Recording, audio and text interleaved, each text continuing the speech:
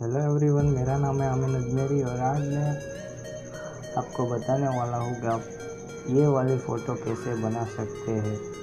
देख सकते हैं गाइस, ये ज़रा भी नहीं फट रही और एकदम क्लीन और क्लियरिटी वाली दिख रही है।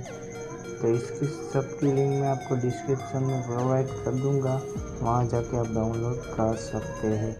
अगर अभी तक आपने मेरा चैनल सब्सक्राइब नहीं किया है तो कर दीजिए और दबा दीजिए उस बेल आइकन को, ताकि जब भी मैं कोई नई वीडियो डालूँ आपको नोटिफिकेशन सबसे पहले मिले।